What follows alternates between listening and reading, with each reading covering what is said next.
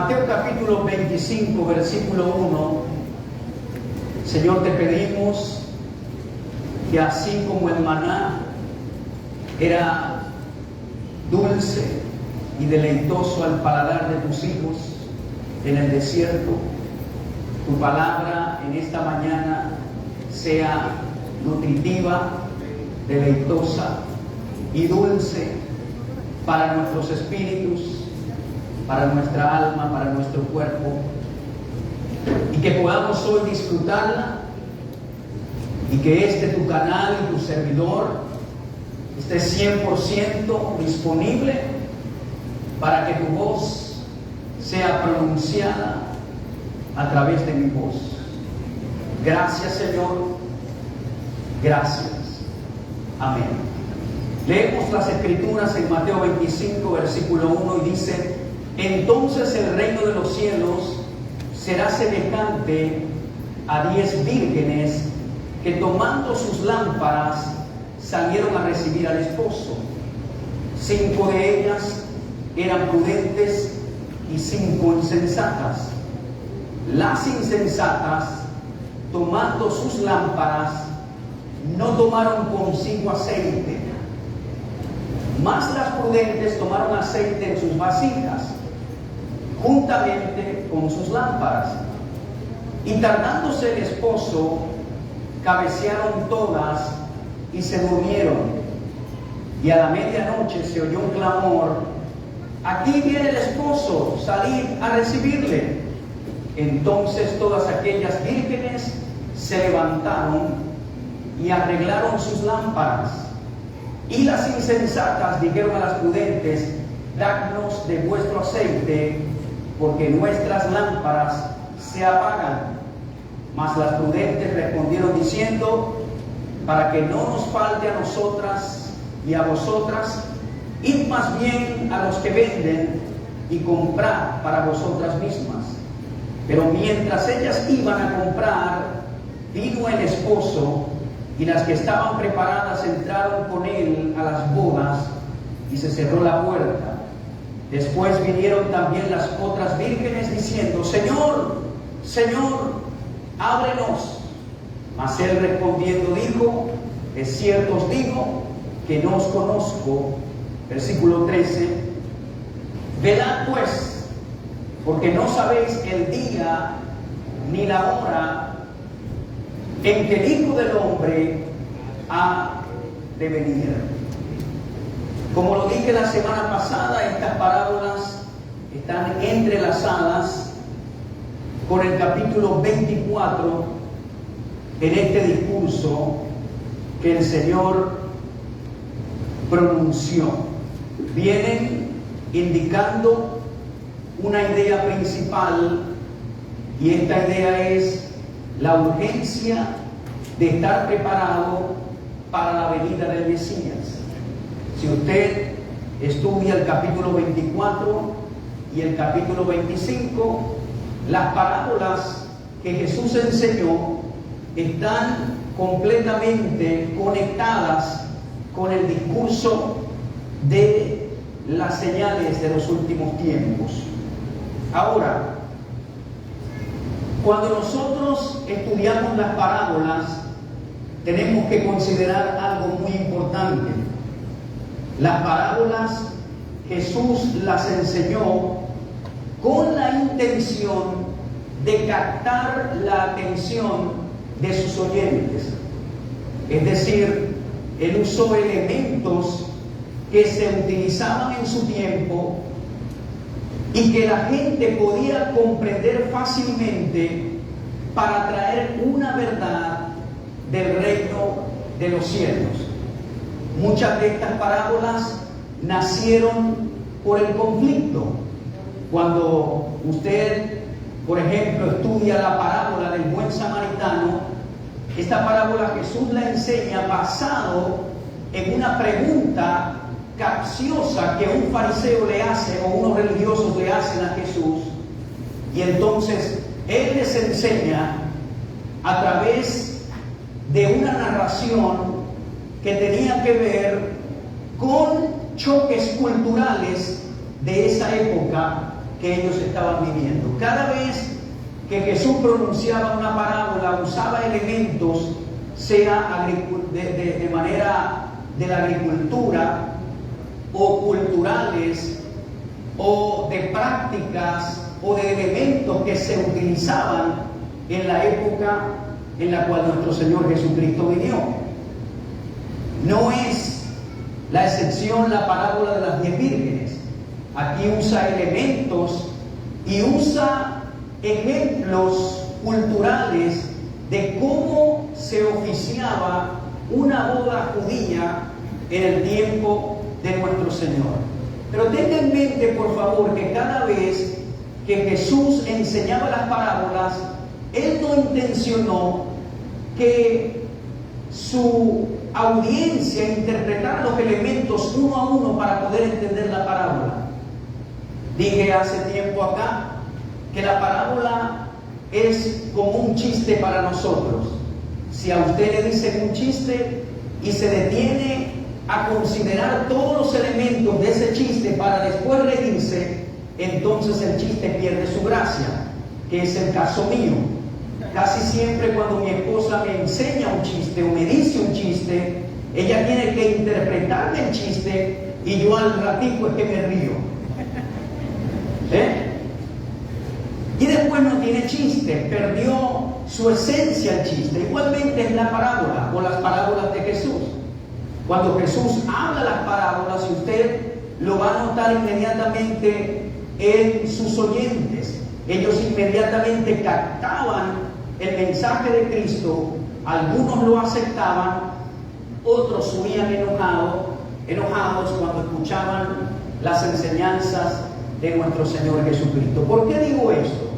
Porque hay personas que cuando estudian las parábolas tratan de interpretar sus elementos y entonces esta pierde su esencia. Por ejemplo, le voy a dar un ejemplo con la parábola de las 10 vírgenes. Hay personas que creen y dicen y hacen como doctrina que el aceite del cual está hablando el Señor Jesucristo en la lámpara representa el Espíritu Santo. ¿Ve? Pero el problema es que si usted interpreta los elementos de la parábola, entonces puede perder la esencia de la verdad que Jesús quiere transmitir. Por ejemplo, las 5 sensatas le dicen a las 5 insensatas: vayan y compren aceite para sus lámparas. Ahora, si yo interpreto que el aceite representa el Espíritu Santo, entonces podría decir a alguien que el Espíritu Santo se puede comprar, si quiero interpretar los elementos tales y como la parábola lo enseña. Entonces es un poco peligroso tomar elementos e interpretarla y hacer de eso una doctrina, porque entonces perdemos la idea y la esencia de la parábola. Por ejemplo, en este caso, las 10 vírgenes representan a los creyentes y los oyentes que tienen que estar preparados para la venida del Mesías. Si nosotros queremos hacer una interpretación metafórica, tomando a la novia, por ejemplo, la novia en la Biblia representa ¿a quién? A la iglesia.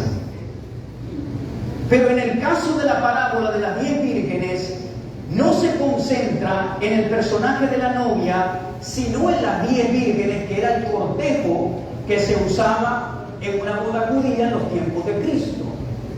Entonces, no puedo interpretar que la novia en esa parábola representa a la iglesia, porque Jesús utiliza las 10 vírgenes como el principal elemento, vamos a decirlo así, que debe estar apercibido para su venida. ¿Me doy a entender? Ahora, si hablamos de la parábola de las 10 vírgenes, ¿cuál es su idea principal? La encontramos en el versículo 13. Por favor, mírelo conmigo en su Biblia. Dice el versículo 13: velad pues, porque no sabéis el día ni la hora en que el Hijo del Hombre ha de venir. Esa es la idea principal de la parábola de las 10 vírgenes. Hay personas que han discutido teológicamente y dicen, ¿de cuál venida está hablando el Señor? ¿De la segunda venida? ¿Del arrebatamiento? Bueno, le voy a hablar claro. La Biblia habla solo de 2 venidas de nuestro Señor. La primera venida ya ocurrió cuando Jesucristo vino como lo que se conoce en el hebreo como el Ben Yosef. Jesús vino como el siervo sufriente, como el hijo de José, como hombre. Dios se manifestó en carne y vino a morir por la humanidad como siervo sufriente. Su segunda venida está relacionada como lo que llaman los hebreos como el Ben David, que es el Mesías príncipe, el cual viene a gobernar. La Biblia solamente habla de 2 venidas: la venida de Cristo cuando murió en la cruz por primera vez, y la segunda venida cuando venga a establecer su reino milenial. Ahora, ¿qué ocurre con la segunda venida?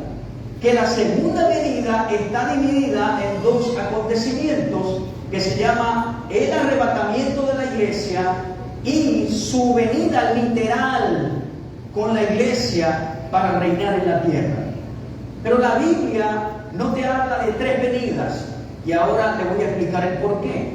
Ahora usted, estudiando y leyendo las Escrituras, tiene que saber cuándo la venida se está refiriendo al arrebatamiento y cuándo la segunda venida se está refiriendo a su venida literal, cuando venga a posar sus pies sobre el monte de los olivos y a gobernar en Jerusalén.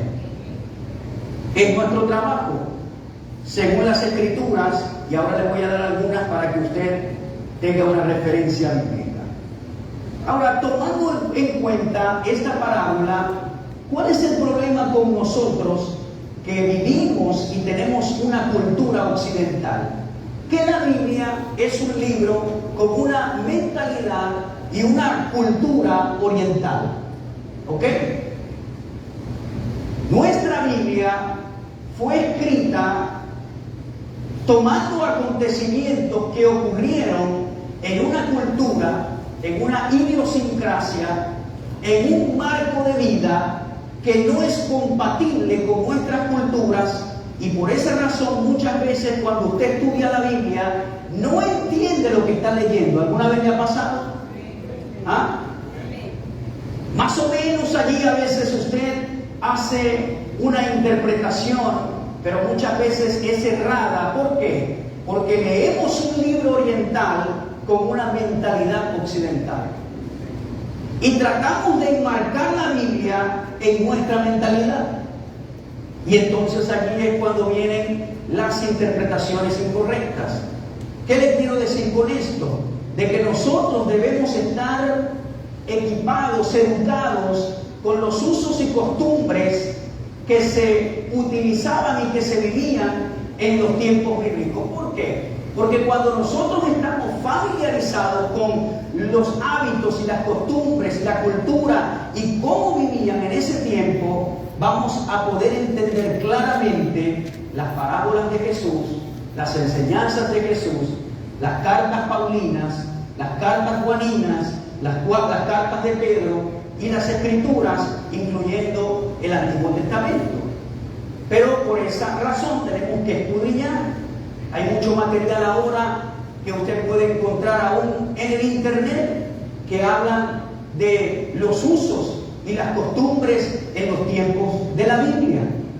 Y cuando usted estudia paralelamente esas cosas con la Biblia, entonces le da un gran entendimiento para hacer una correcta interpretación con la ayuda del Espíritu Santo. Digo esto porque para entender la parábola de las 10 vírgenes tenemos que reconceptualizar la boda o la ceremonia que se hacía en el matrimonio en los tiempos de Jesús. Era fácil para ellos entender cuando Jesús habló, porque ellos estaban familiarizados de cómo se ejecutaba una boda judía. Tenemos entonces que trasladarnos al primer siglo después de Cristo para entender qué ocurría en un matrimonio, y cuando lo entendemos, entonces leemos la parábola de las 10 vírgenes y vamos a tener un completo entendimiento. Lo primero que se hacía es que se escogía a la esposa, y esta prerrogativa la tenían los padres del novio. Todavía esta costumbre se usa en muchos países orientales, en muchos países árabes. Los padres del novio escogían a su esposa. Y esto era parte de la cultura bíblica. Y se aplicaba cuando había un casamiento, cosa que nosotros como occidentales no practicamos.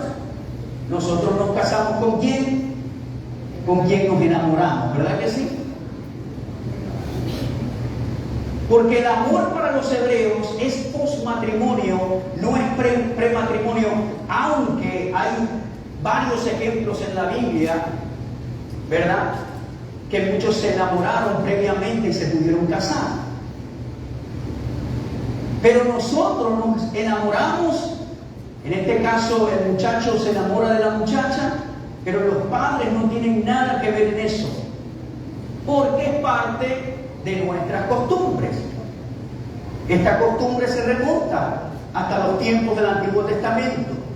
Ahora, las razones para este privilegio paternal, ¿por qué lo hacían? Porque los padres han insistido en el derecho de seleccionar las novias para sus hijos. ¿Por qué? Porque la novia tenía que venir a ser un miembro del clan del novio, y por eso toda la familia estaba interesada en saber si ella convendría o no. Es decir, los padres se involucraban porque el padre decía: esta muchacha va a pertenecer a nuestra familia y yo no quiero que mi hijo se case con cualquier persona. Yo voy a participar en la escogencia de la novia. Ahora, una vez que el padre escogía a la novia, se llevaban a cabo las negociaciones para obtenerla. ¿Ves? Si un joven tenía los medios suficientes para proveer un dote matrimonial, entonces sus padres escogen a la joven y se da inicio a las negociaciones. El padre llama a un hombre que actúa como agente para él y su hijo. Este hombre está perfectamente informado respecto de la dote que el joven puede pagar por su novia. Entonces, junto con el padre del joven o algún otro hombre pariente o de ambos, va a la casa de la novia. El padre anuncia que su agente hablará de parte de ellos, y luego el padre de la novia designará otro agente representante. Antes de empezar las negociaciones, se ofrece a los visitantes algo de tomar o de comer, pero ellos rehúsan tomarlo hasta que su misión esté terminada. Así el siervo de Abraham, cuando se le ofreció alimento por los padres de Rebeca, dijo: no comeré hasta que haya dicho mi mensaje. Si el siervo fuera maracucho y le traen comida, dice: tráigala, que ahí vamos hablando.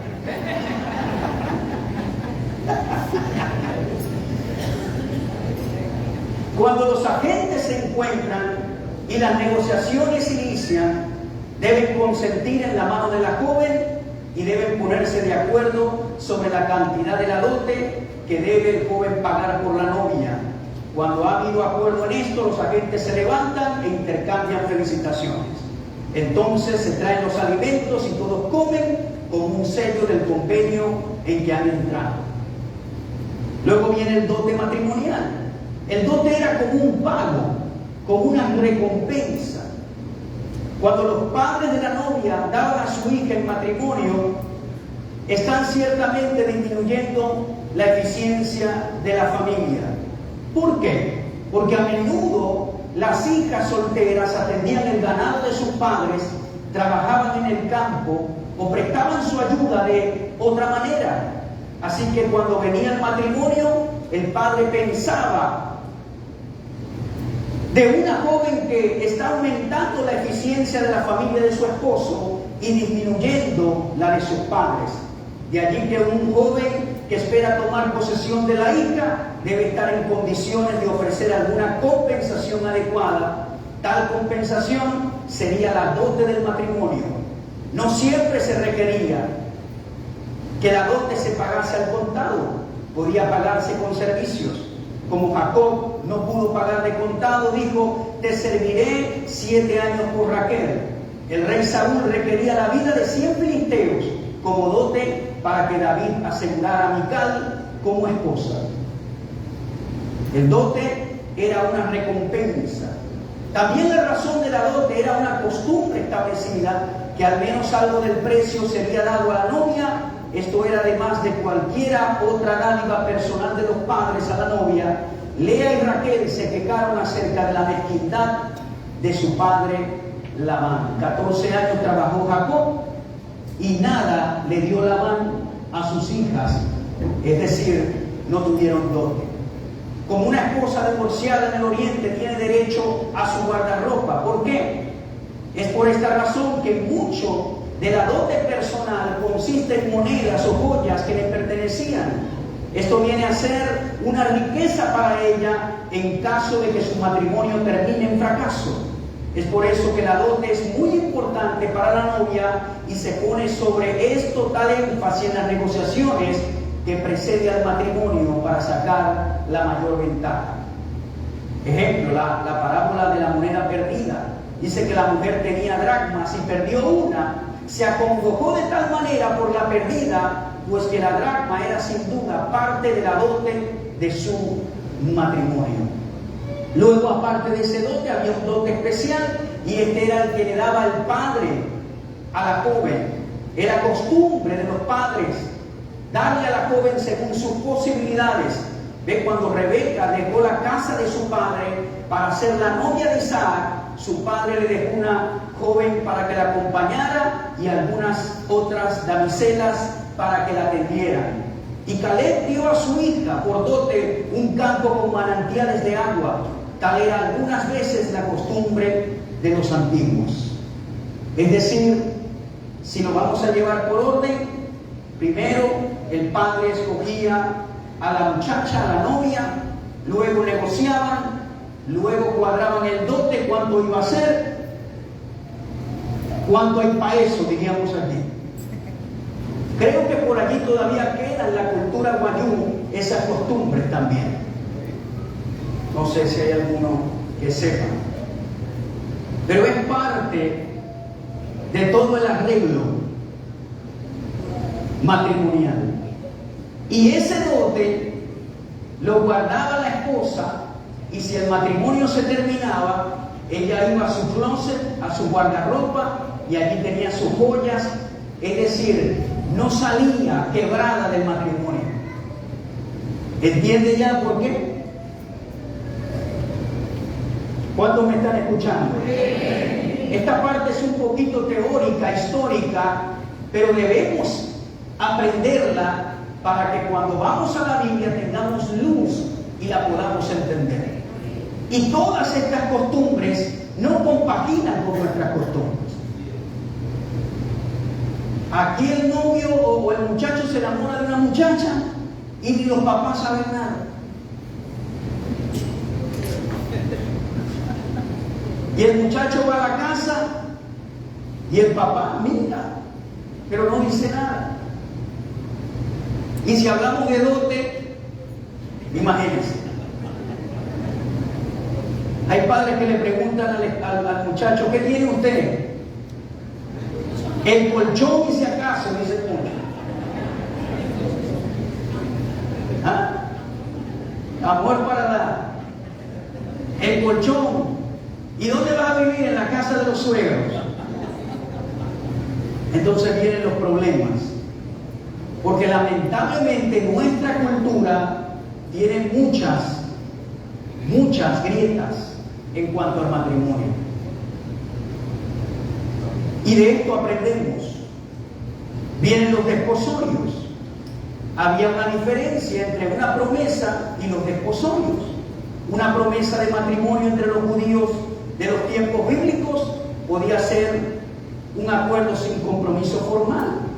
Podría haber varios compromisos de esta clase que se quebrantaban cuando era solo una promesa. Pero el desposorio era serio y unía a los dos individuos.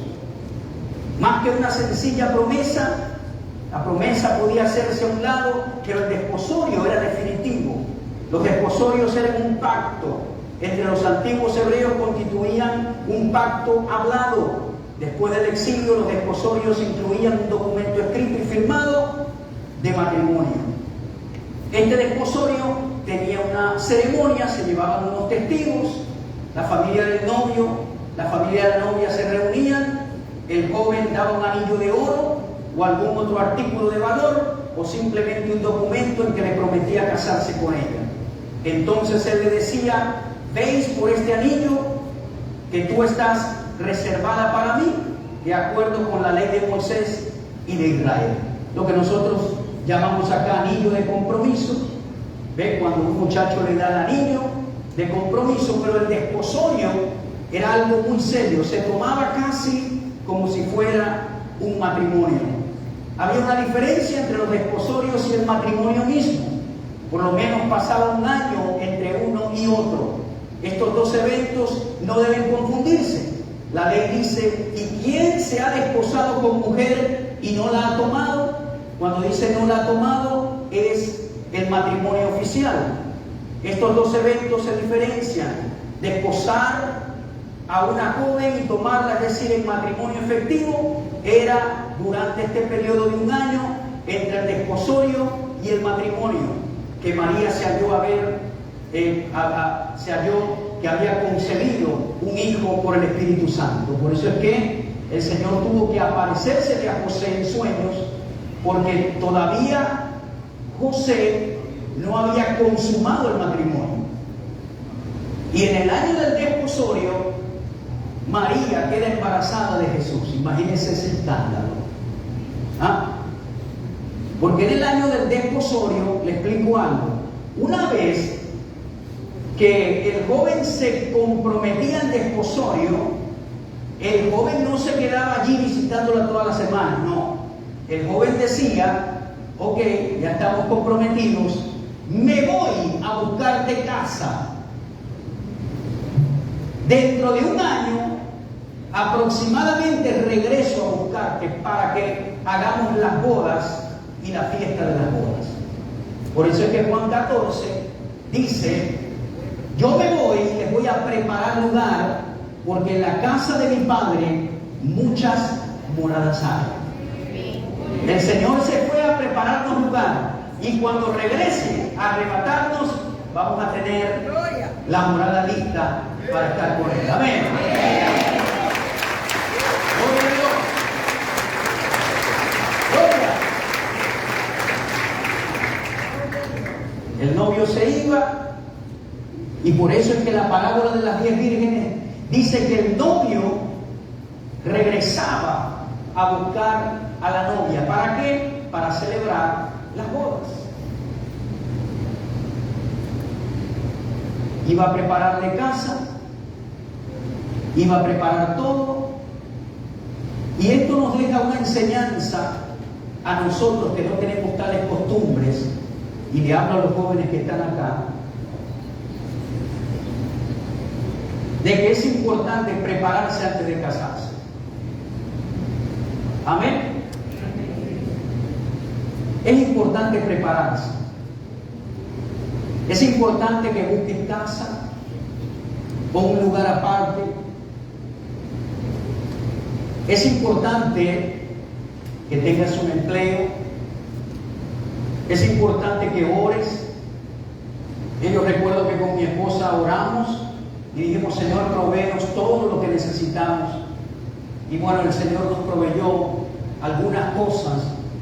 Yo tenía mi empleo. Y así comenzamos, y muchos comenzamos desde abajo. No está mal comenzar desde abajo, pero no te quedes allí. ¿Me están escuchando? Porque entonces muchos se quedan allí viviendo en la casa de los suegros, y los suegros no son malos. Se ha creado una fama de que los suegros son los malos. ¿Verdad que sí? Y hay predicadores que se meten con las suegras. Pero el asunto es que esa licuadora que estás usando no es tuya. Esa casa no es tuya. Entonces estás en un lugar invadiendo un espacio que en verdad no es tuyo. Y casi siempre sufre el que es llevado a la casa ajena, a la casa extraña. Y entonces no puedes comenzar a establecer una nueva cultura de familia porque estás violando el diseño de Dios. Dejará el hombre a su padre y a su madre, se unirá a su mujer y los dos serán una sola carne. Tienes que tener intimidad con tu esposa y calladito, porque entonces al lado está el cuarto de los suegros. ¿Cuántos me están escuchando? Entonces usted tiene que acatar lo que la Biblia dice para que le vaya bien. Y estas cosas nos enseñan mucho. Se preparaban los novios, su vestimenta, cuando llegaba la noche en que debían principiar la festividad del matrimonio y era tiempo de ir por la novia. El novio se vestía de rey. Si era lo suficientemente rico para afrontar la situación, llevaba una corona de oro. De otra manera sería una guirnalda de flores recién cortadas.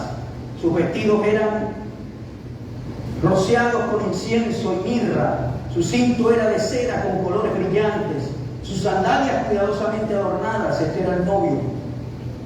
Esta preparación del novio para su matrimonio ha sido descrita en la profecía de Isaías: en gran manera me gozaré en Jehová, mi alma se alegrará en mi Dios, porque me vistió con vestiduras de salvación, me rodeó de manto de justicia, como a novio me atavió y como a novia adornada con sus joyas. El adorno de la novia era un asunto muy costoso y primordial. Se concedía mucho tiempo para su preparación. Se hacía todo el esfuerzo para que su rostro brillara parecido al mármol. Las palabras de David deben haber sido el ideal para ella, para describirla. Que nuestras hijas sean como las esquinas labradas a la manera de las de un palacio. Era ataviada con todas las piedras preciosas y las joyas que la familia había heredado de sus generaciones pasadas. Las que eran muy pobres, para afrontar todo esto, pedían prestado lo que podían de sus amigas. Las festividades matrimoniales y especialmente el vestido de novia siempre serían recordados por ella. El profeta Jeremías hace una referencia a este pensamiento: se olvida la virgen de su atavío o la desposada de sus galas, pero mi pueblo se ha olvidado de mí por innumerables días. El novio va a traer a la novia, como aparece en la parábola. Como fue en el caso de las 10 vírgenes, el novio mismo fue en persona a traerla a su casa para que se efectuaran las festividades matrimoniales allí. Antes de dejar la casa, ella recibe las bendiciones de sus padres y parientes. Así los parientes de Rebeca la enviaron con una bendición típica oriental de matrimonio, diciendo: nuestra hermana eres, seas en millares de millares, y tu generación posea la puerta de sus enemigos. La novia deja la casa de su padre adornada y perfumada y con una corona en su cabeza. La descripción que en las escrituras hace Ezequiel de la novia es muy apropiada: te atavié con adornos y puse brazaletes en tus brazos y collar a tu cuello, puse joyas en tu nariz y zarcillos en tus orejas y una hermosa diadema en tu cabeza. Luego venía la procesión matrimonial. El novio sale con la novia de la casa de sus padres y le sigue una gran procesión por todo el camino hasta su casa. Las calles de las ciudades son oscuras y es necesario que cualquiera que se aventura por ellas en la noche lleve una lámpara o antorcha. A los convidados que no fueron a la casa de la novia se les permite unirse a la comitiva por el camino y van con todo el grupo a la fiesta del matrimonio. Sin lámpara o antorcha no pueden unirse a la procesión o entrar a la casa del novio. Las 10 vírgenes esperaron la procesión a que llegara al punto en que ellas esperaban, y las 5 prudentes pudieron unirse porque ellas tenían reserva de aceite para sus lámparas. Pero las vírgenes insensatas no tenían reserva de aceite y así, no estando preparadas, no pudieron entrar a las bodas. Al salir la novia a su futura casa, ella dejaba su cabello suelto flotando y su cara estaba cubierta con un velo. Algunos de sus propios parientes le precedían en la procesión y regaban mazorcas de maíz tostado para los niños a lo largo del camino. Había demostraciones de alegría en todo el trayecto, hasta su destino. Parte de la procesión eran hombres que tocaban tambores y otros instrumentos musicales y danzaban por todo el trayecto, uno de los castigos profetizados por Jeremías para los judíos por causa de su pecado. Dice, era el quitarle las alegrías del matrimonio, y haré cesar de Judá y de las calles de Jerusalén voz de gozo y voz de alegría, voz de esposo y voz de esposa. Llegaba el novio a la casa. El momento más importante de todas las festividades matrimoniales es aquel en que la novia entra en su nueva casa. Después de haber llegado a la casa del novio, algunas de las mujeres más ancianas toman la tarea de arreglarle el cabello a la novia. Desde ese momento en adelante, la costumbre dicta que su cara no sea revelada en público. Se le conduce a su lugar en el interior de la casa, o si el tiempo lo permite, al aire libre. Su lugar está al lado de su esposo, donde ambos escucharán nuevas bendiciones dadas por uno de sus padres o por alguna persona importante que esté presente. En la boda de Caná de Galilea, Jesús fue el invitado más prominente que estuvo presente, y sin duda que a él se le pidió que pronunciara la bendición sobre los recién casados. Termina con la fiesta matrimonial. A cada invitado que asiste a una fiesta de bodas se le exige usar vestido de bodas, lo que dice Mateo 22:12. El banquete de bodas es presidido por el maestresala.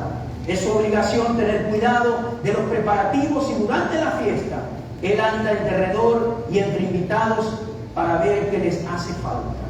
Él da la orden a los sirvientes para que lleven a cabo todos los detalles necesarios.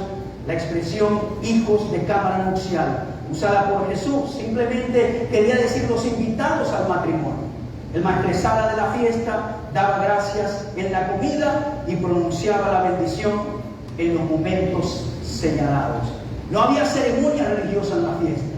El lugar eran las bendiciones de los parientes y amigos, la bendición de agentes, de los arreglos de la boda, y todo entonces finalizaba. Y dice que las festividades matrimoniales con parientes y amigos duraban toda una semana, pero el número completo de días de lo que se llamaba días del matrimonio eran 30. ¿Ven? 7 días celebrando y 30 días en su totalidad de festividad. ¿Cuántos se van a casar así? 7 días celebrando.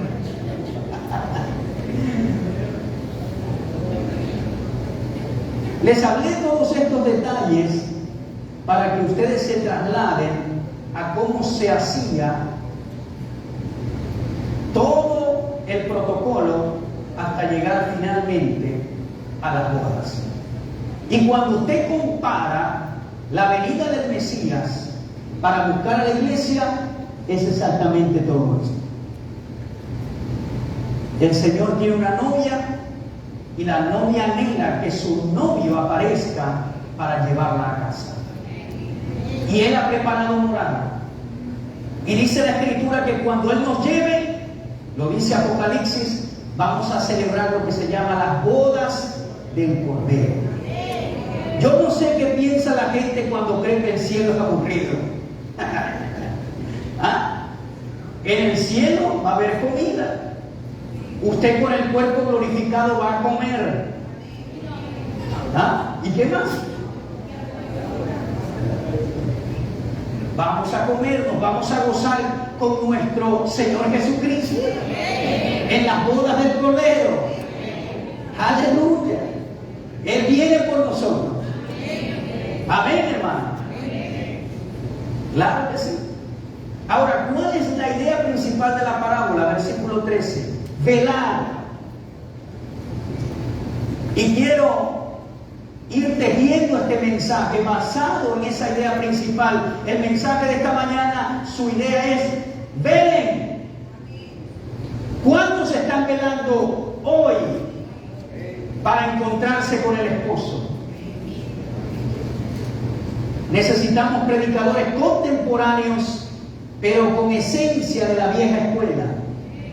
Y lo que quiero decir con esto es: ¿cuánto de tu predicación tiene basamento escritural? Hay predicadores que hoy en día predican y ni siquiera usan un versículo de la Biblia. Está bien que usted sea un motivador, pero un ministro no solo es un motivador, es un expositor de la verdad de la palabra de Dios.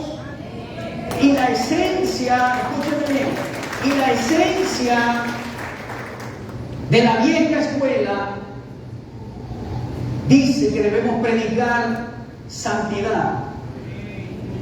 ¿Cuántos escuchamos todavía el mensaje de santidad en nuestras iglesias? Sed santos como yo soy santo. Santos en espíritu, en alma, en cuerpo. Guarden su cuerpo de la fornicación. Guarden sus ojos de lo que no le conviene. ¿Cuántos hablamos de la oración? ¿Cuántos todavía hablamos del ayuno? ¿Cuántos hablamos de renovar la mente, del quebrantamiento? ¿Cuántos hablamos del perdón de Dios?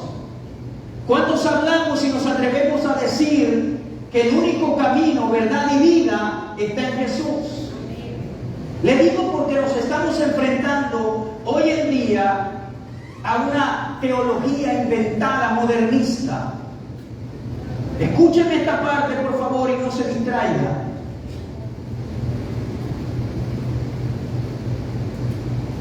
El evangelio mezclado, desvirtuado.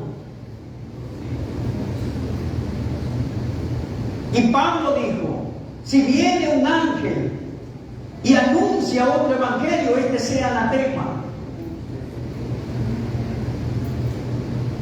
¿Cuántos predicamos de santidad? ¿Cuántos le decimos a la gente que esté velando porque Cristo puede venir por su vida, por usted en cualquier momento? Yo me imagino que la novia deseaba la aparición del joven. En nuestra cultura, el joven espera aquí en el altar, a veces espera hasta 1 hora. A mí me ha tocado como pastor esperar 1 hora ahí con el novio. Y llega la novia y todo se concentra allí. Pero en la cultura hebrea, el novio es el que viene a buscarla. Y así hará nuestro Señor. Pero la pregunta es: ¿estamos velando?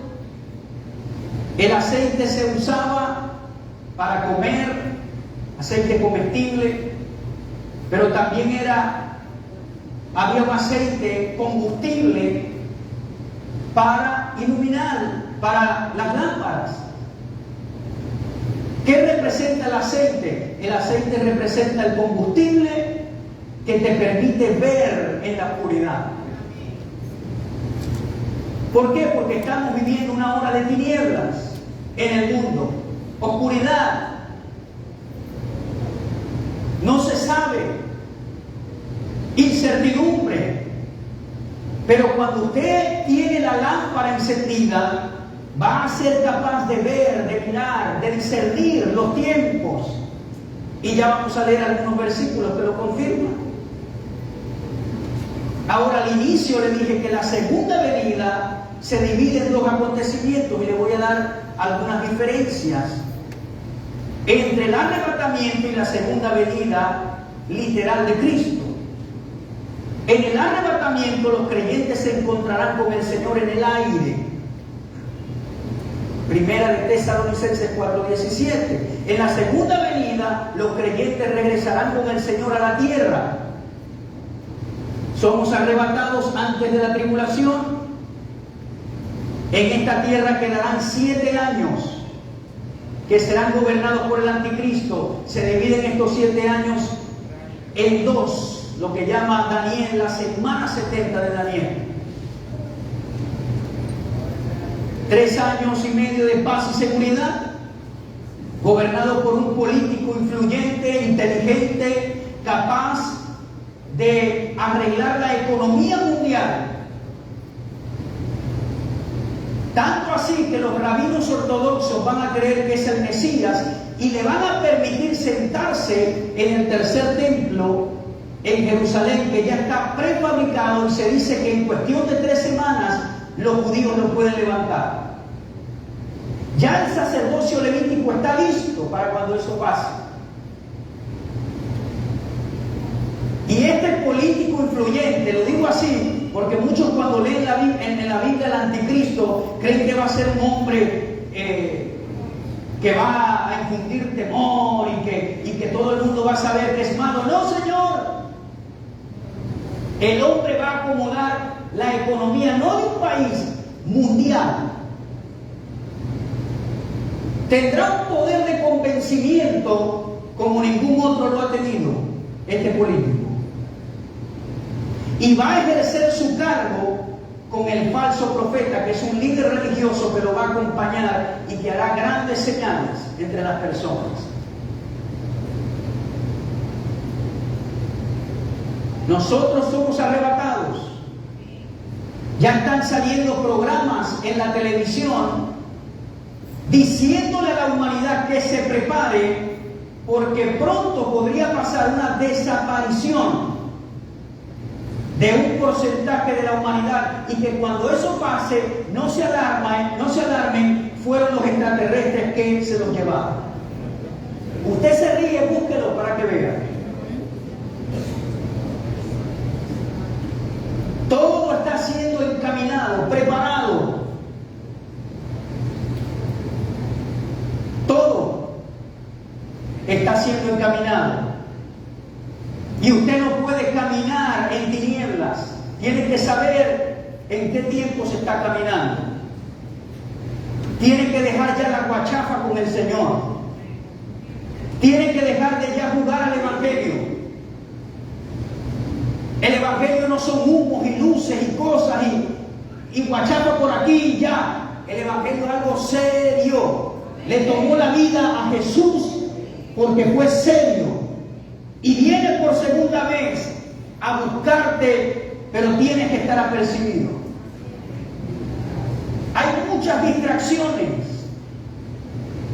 En estos días leí un comentario del pastor Robert Morris, que veo mucho, y él decía: la distracción para la iglesia en este tiempo se llama la superficialidad. Todo es superficial. Ya no se le habla a la gente del pecado, ya no se le habla a la gente del infierno, del arrebatamiento. No.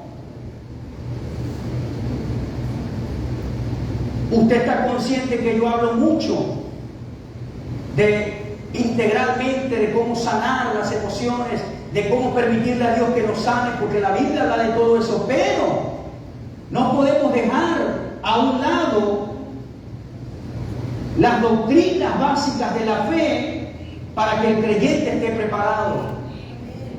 Hay que decirle al joven que está mal prestar su cuerpo para la fornicación. Hay que decirle que está mal ver pornografía y que Dios te puede ayudar para ser libre, porque Dios no está allí para condenarte, para señalarte. Pero te estoy hablando a ti que tienes tiempo en el Evangelio y no quieres soltar eso. ¿Cuántos me escuchan, hermano? La santidad es importante. La santificación nos la da Dios a través de su sangre, no la tenemos que ganar. Pero la santidad es una práctica voluntaria. Por eso la Biblia dice en imperativo: sed santos, es decir, procuren la santidad. ¿Ya está bueno ya?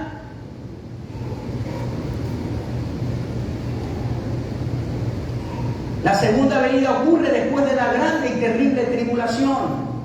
El arrebatamiento ocurre antes de la tribulación. Primera Tesalonicenses 5:9, Apocalipsis 3:10. El arrebatamiento es el traslado de los creyentes de la tierra. como un acto de liberación. Primera carta de Tesalonicenses 4, 13 al 17, capítulo 5, versículo 9 también lo habla. La segunda venida incluye el quitar a los impíos a través del juicio y el juicio del gobierno del anticristo. El arrebatamiento será secreto e instantáneo. La segunda venida será visible para todos. Dice que todo ojo lo verá. Apocalipsis 1:7, Mateo 24, 29 al 30. La segunda venida de Cristo no ocurrirá hasta después de que ciertos otros eventos del fin de los tiempos tengan lugar. Segunda de Tesalonicenses 2:4, Mateo 24, 15 al 30. El arrebatamiento, por el contrario, es inminente, es decir, no tiene que cumplirse ninguna señal para que ocurra y puede suceder en cualquier momento. Creo que todavía estamos en los 9 días de la celebración de una convocación hebrea que se llama Yom Teruah, o la fiesta de las trompetas, en estos días que estamos viviendo. Y justamente esta convocación y su cumplimiento profético representa el arrebatamiento de la iglesia. Se tocará una trompeta, los muertos en Cristo resucitarán primero, y nosotros que vivimos, que hayamos quedado, cuando esté pasando, en un abrir y cerrar de ojos seremos arrebatados y estaremos juntos con el Señor para siempre. Eso usted lo tiene que saber, porque en el mundo hay afán por aquí, afán por allá, tribulación por aquí, catástrofes por aquí, hambrunas por acá. Pero Mateo 24, Jesús dedicó una enseñanza completa escatológica y nos dijo: todo esto es señal de mi segunda venida, pero cuando esto pase, levanten sus cabezas porque su redención está cerca. No tengan temor, porque cuando ustedes vean esto, es porque la redención está cerca. Y si hay hambrunas, usted tiene promesas para que usted no pase hambre. Y si hay pestilencias, usted tiene promesas para que la peste no lo toque. Eso es lo que está diciendo Jesús. Si hay terremotos, Dios te va a guardar. Si no te toca irte, Dios te va a guardar. Si hay huracanes, Dios te va a guardar. Si hay inundaciones, Dios te va a guardar. Y si alguna vez tienes una pérdida, Dios te va a multiplicar para que tengas 7 veces más de lo que has tenido. Amén. Aleluya. Jesús no está diciendo que todo es color de rosa, pero está diciendo: en los últimos tiempos todo esto va a pasar. Todo eso va a ocurrir. Antes que los canales más famosos lo digan, Jesús lo dijo hace más de 2000 años atrás y lo dejó escrito. Pero Él nos dijo: no tengan temor, levanten sus cabezas, más bien. Sean ustedes personas que consuelan a los que están atemorizados. No esté tan pendiente de lo que dicen los canales de televisión, porque ya está escrito. Y cuando usted estudia la palabra, entonces se fortalece. Y con eso ya quiero ir terminando el mensaje con esta última parte. ¿Cómo podemos velar? Porque está bien, la parábola nos dice que velemos, que tenemos que tengamos aceite en nuestra lámpara para cuando venga y aparezca el novio. ¿Cómo puedo tener aceite? Vaya conmigo, aquí sí quiero que usted vaya conmigo a la primera carta de Tesalonicenses, capítulo 5. Y vamos a leer desde el versículo 1. Dice: pero acerca de los tiempos y de las ocasiones, no tenéis necesidad, hermanos, de que yo os escriba. Ya Pablo, primera de Tesalonicenses 5, ya Pablo, cuando estaba escribiendo esto, lo consideraba como el final de los tiempos.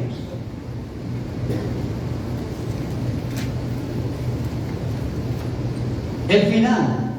Ahora, ¿qué diremos nosotros? Hay gente que dice que nosotros estamos en la ñapa del tiempo, en la ñapa de Dios. Pero hay otro que dijo que debemos vivir y ser responsables como si Cristo viniera dentro de 100 años, pero vivir y tener una conducta como si Él viniera hoy por mí.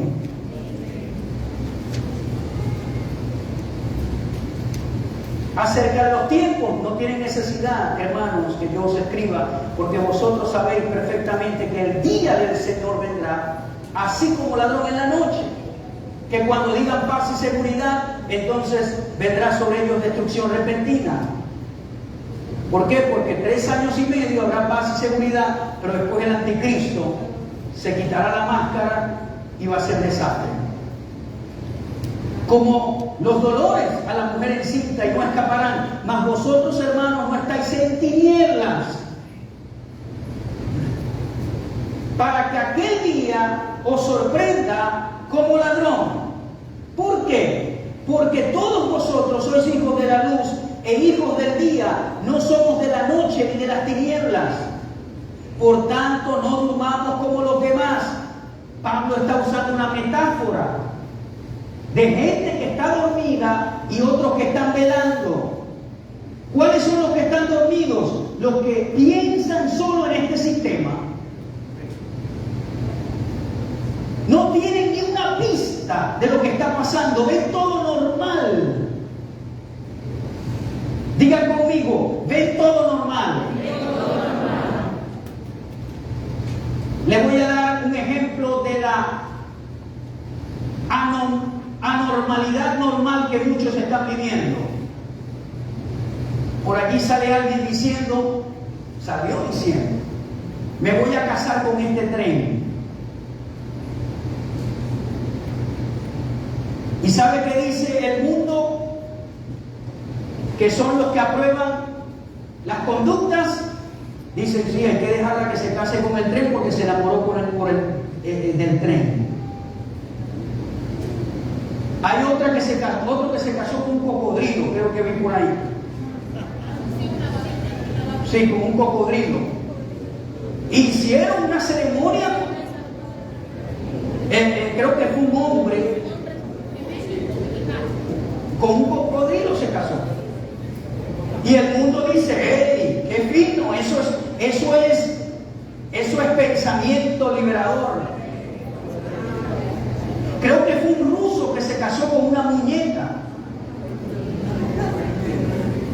Hizo su ceremonia con la muñeca. La mujer que es tan hermosa, ¿te vas a casar con una muñeca, muchacho? ¿Ah? Ahora el punto que estoy trayendo es, la gente lo ve normal. Y si usted se atreve a decir algo, usted es anticuado. En ese mundo estamos viviendo. En tinieblas está el mundo. Y si usted no se apercibe, lo absorbe ese sistema y ve todo normal también. Y Pablo dice, ustedes no son hijos de las tinieblas. No duerman como los demás. Pues los que duermen de noche duermen y los que se embriagan de noche se embriagan. Pero nosotros que somos del día, seamos sobrios. No estemos influenciados, sino sobrios. Habiéndonos vestido con la coraza de fe. Aquí está la primera clave de mantener el aceite. Debemos vestirnos con la coraza de fe y amor y con la esperanza de salvación como yelmo, como casco. No olvidarnos de la esperanza de nuestra salvación, porque no nos ha puesto Dios para ira. Por eso es que yo creo que la iglesia no va a pasar por la gran tribulación. No nos ha puesto Dios para ira, sino para alcanzar salvación por medio de nuestro Señor Jesucristo, quien murió por nosotros, para que ya sea que velemos o que durmamos, vivamos juntamente con Él. Por lo cual, animaos unos a otros y edificaos unos a otros, así ¿Cómo lo hacemos? Hoy yo lo estoy animando y edificando a que usted no se olvide de que el novio viene por usted. Desconéctate un poco de la locura de aquí abajo. Ponte la coraza de fe, fluye el amor, ponte el yelmo de salvación. Amén. Jesús lo dijo en Mateo 26:41. Velad y orad. Aquí hay otra clave para mantenernos con el aceite. Velad y orad para que no entréis en tentación. El espíritu a la verdad está dispuesto, pero la carne es débil. Una de las cosas que nos mantiene apercibidos es la oración. Ore. Dedique un momento diariamente y ore a Dios. Eso lo va a mantener con el aceite fresco. Porque una persona conectada con Dios es una persona que está sobria, velando y pendiente de lo que está pasando. Si Dios escogió que usted viviera en este tiempo, hermano, mire, usted pudo haber nacido en los 1800, en los tiempos de Bolívar. Pero si Dios te escogió a vivir hoy, en el 2022, cuando todo esto está pasando alrededor, es porque usted tiene el equipaje, la madera para soportar lo que está pasando y para animar y edificar a otros para que esperen la venida de nuestro Señor Jesucristo. Amén. Gloria a Dios. Otra clave es orar. Marcos 13:33. Mirad, velad y orad, porque no sabéis cuándo será el tiempo.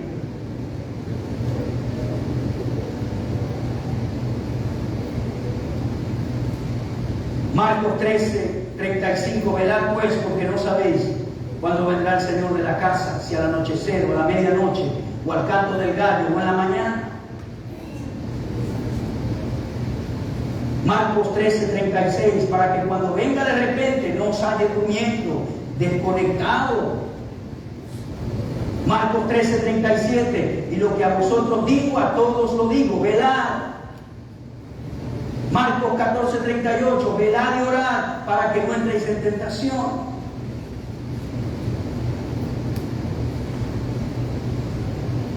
Lucas 21:36, velad pues en todo tiempo orando, que seáis tenidos por dignos de escapar de todas estas cosas que vendrán y de estar en pie delante del Hijo del Hombre.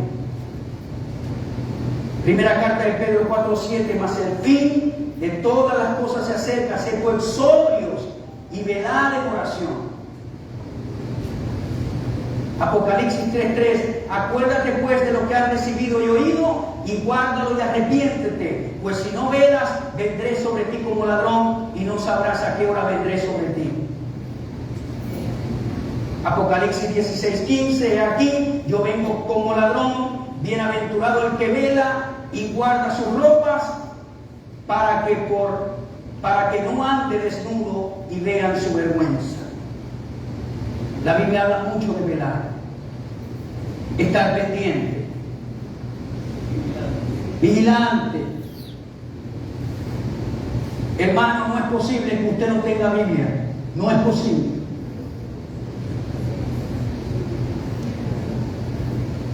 No es posible. Compre una Biblia, lea la Biblia, estudie la Biblia. No, yo la estudio por internet. Yo la estudio en el teléfono, pero el problema es que te llega un WhatsApp y te distrae. Te llega un mensaje de Instagram, te distrae, de Facebook te distrae y nunca aprendes nada.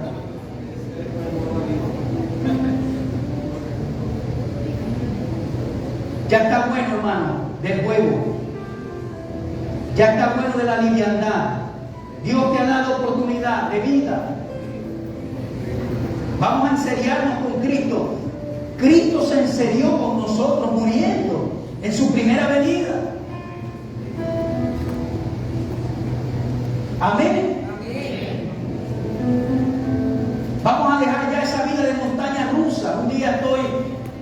espíritu, otros días en la carne, y así voy.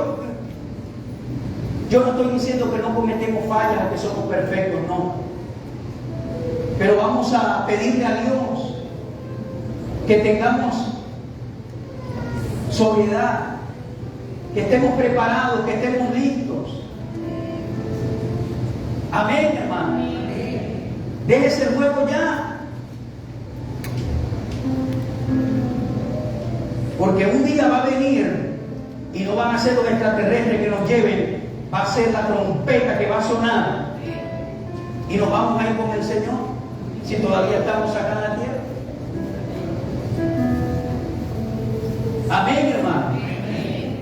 Hay mucho ruido que tratan de robarte el aceite, como esas 5 vírgenes insensatas. ¿Y sabe cuál es el principal ruido? El descuido. Ellas dijeron, bueno, no, esas me regalan por allá, las que llevaron me regalan. Hay gente que vive así, descuidada. No, el otro me regala.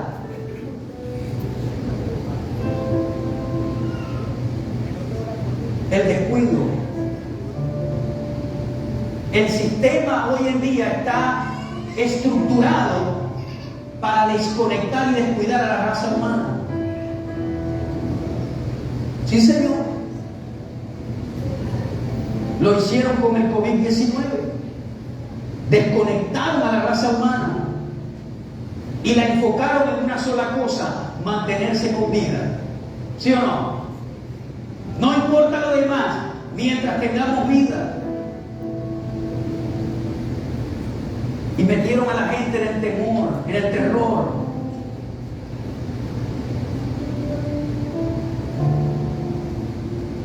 Las encerraron en sus casas. Muchos todavía se están recuperando de ese trauma, para que sepan.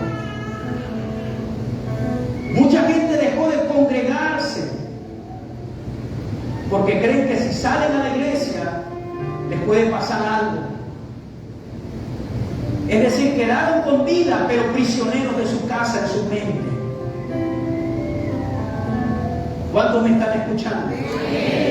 Cuando Dios quiere que vivamos, que socialicemos, que tengamos hermandad, que nos animemos unos a otros. Pero aquí estamos de pie. Dios te dejó de pie. Dios te dejó de pie para que le esperes con confianza, con fe. Por eso es que dice: pónganse la coraza de la fe, vestidos con el yelmo de la salvación. Y termino diciendo esto: Dios no te escogió para ira, sino para salvación. Va a haber una gran tribulación, pero usted estará en las bodas del Cordero. Amén. Se va a celebrar. Y va a estar con el que le dio la vida un día.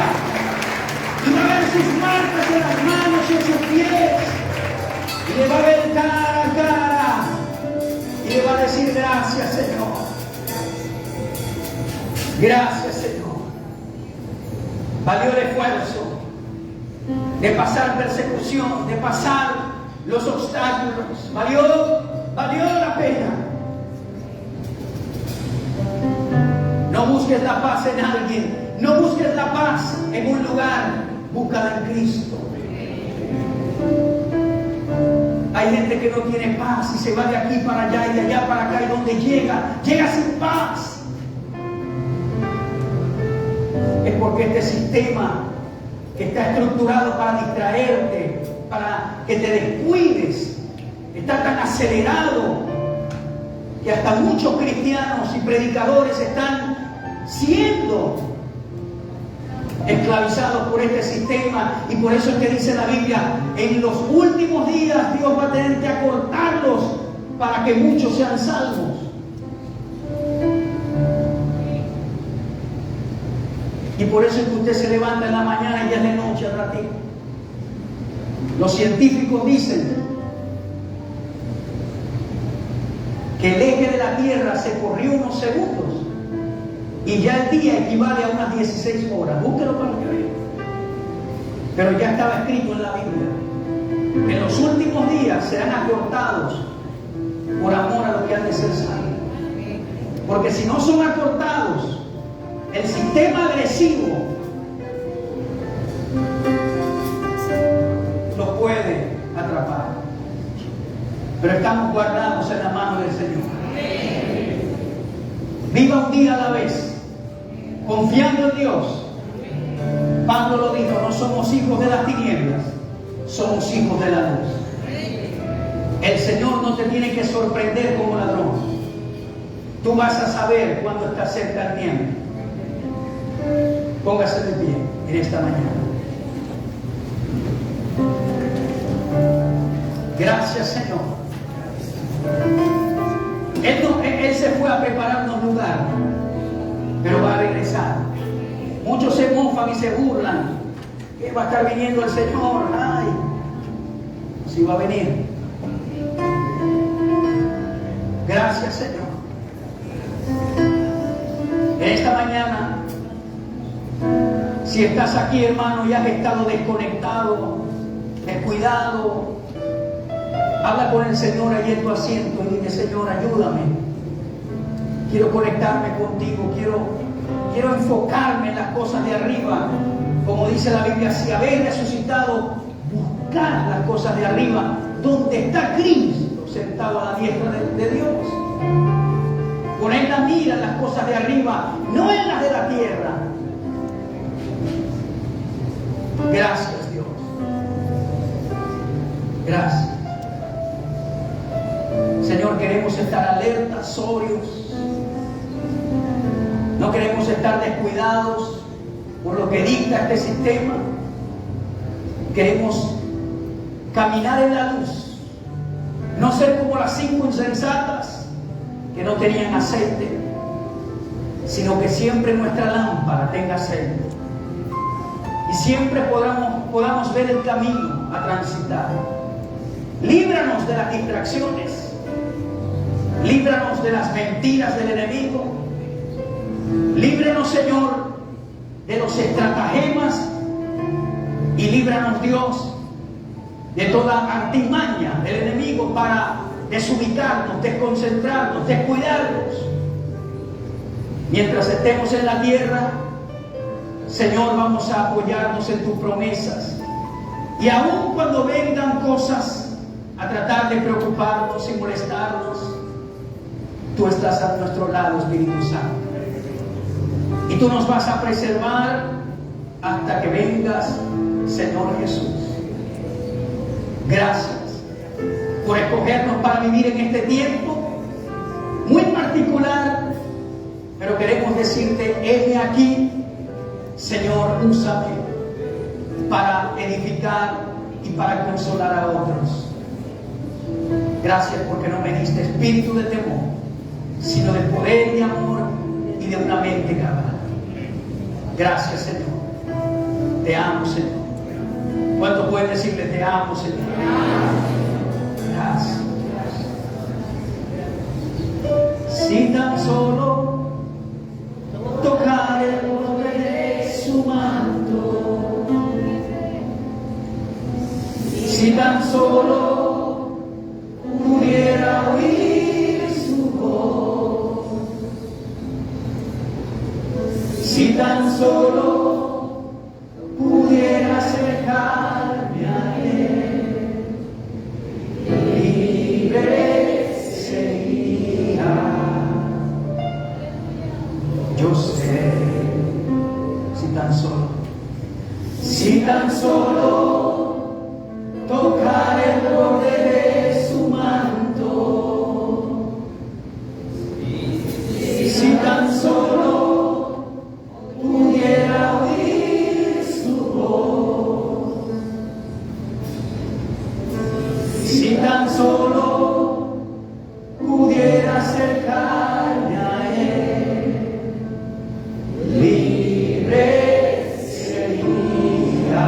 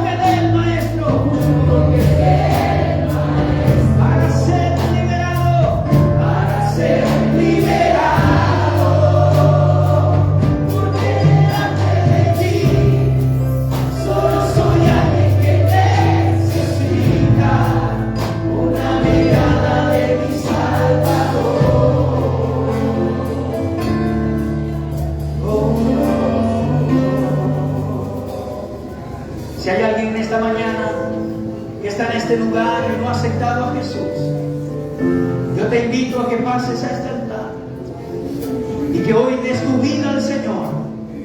Él te ha guardado, Él te ha mantenido con vida. Ven en este día y acéptalo. Sal de tu asiento y ven a este altar y dile: Señor, estoy cansado de vivir para mí, de apoyarme en mi propio juicio y entendimiento. Quiero esperarte. Quiero pertenecer a ese cuerpo que representa a la novia, que va a decir: sí, ven, Señor Jesús. Si estás allí, ven, sal de tu asiento. No te vayas a ir hoy de este santuario sin recibir el regalo de la vida eterna, sin recibir el regalo de salvación. Vamos, querido, sal de tu silla, de tu asiento y dile: Jesús, estoy listo para dar mi vida a ti. ¿Alguna persona? Gracias, Señor. Gracias, Señor. Gloria a Dios. Vamos a cantar una vez más: porque delante de ti. Porque delante de ti solo soy alguien que necesita un toque de tu maestro para ser liberado. Porque delante de ti solo soy alguien que necesita una mirada de mi Salvador.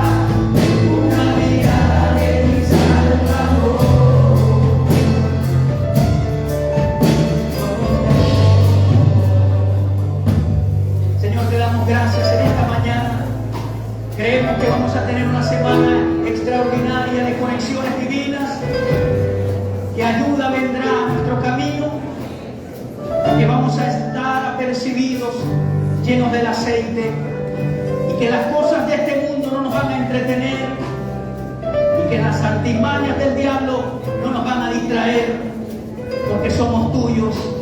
Y dice la Biblia que nuestra vida está escondida con Cristo en Dios. Aplauda al Rey de gloria esta mañana con todo el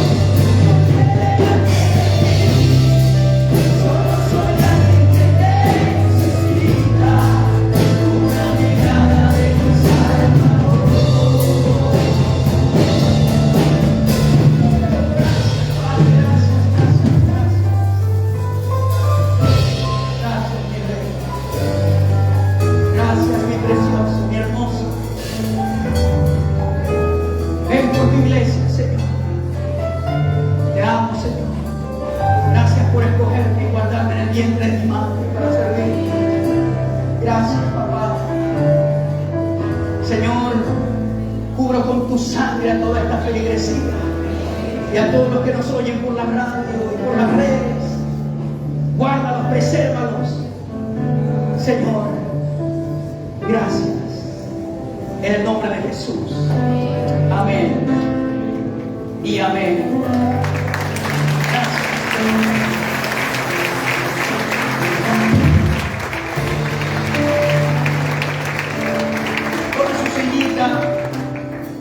Queremos presentar al niño Derek Gabriel. Derek Gabriel.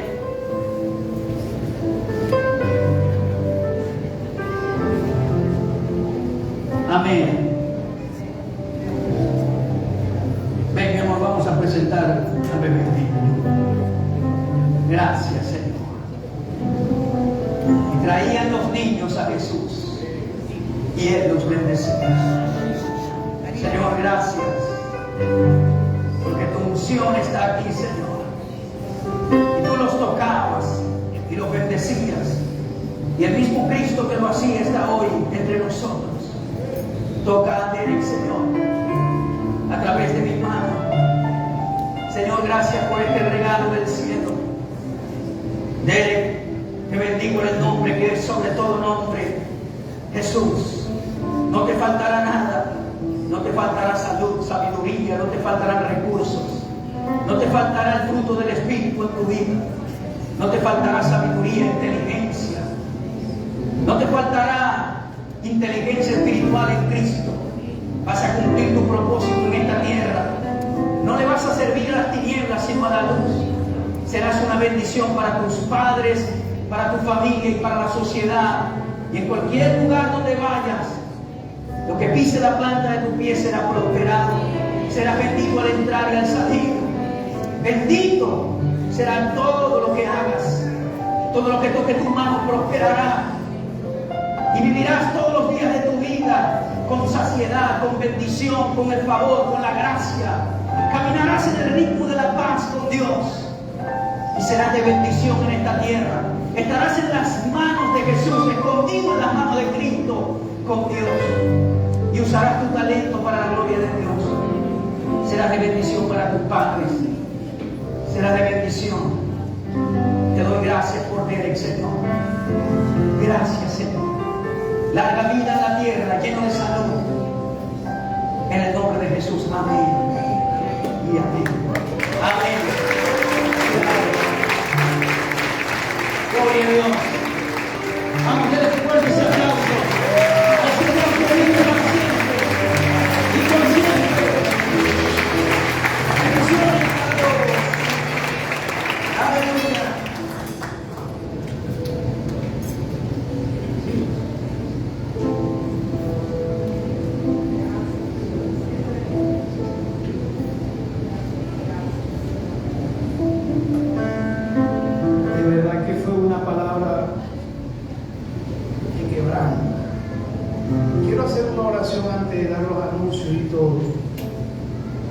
Personas que son parte del cuerpo de Cristo, pero que se han enfriado.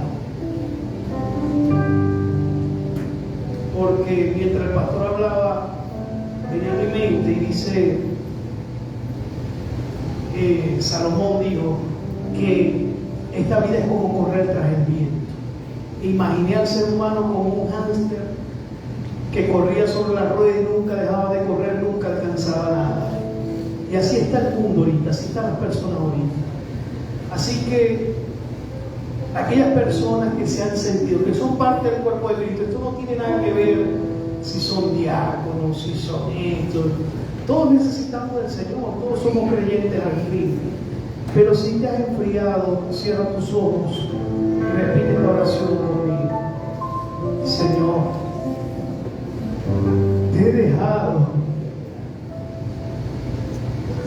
Tú no me dejaste a mí, yo te dejé a ti. Perdóname, mi Señor. Enciende el fuego que hay en mi interior. Quiero vivir para ti. No quiero vivir más para mí. Límpiame con tu sangre preciosa. Ayúdame, Señor, a vivir cada día. Que cada día, Señor, yo pueda ser utilizado por ti. Y que yo viva exclusivamente para ti. Como tú viniste a esta tierra a morir por mí. Yo entrego mi vida en tus manos. Acompáñame, Espíritu Santo, en cada momento. Amén y amén. De verdad, se ha hecho esa oración, porque muchas veces creemos. Amén. Vamos a dar los siguientes anuncios cuando le dan un aplauso al Señor.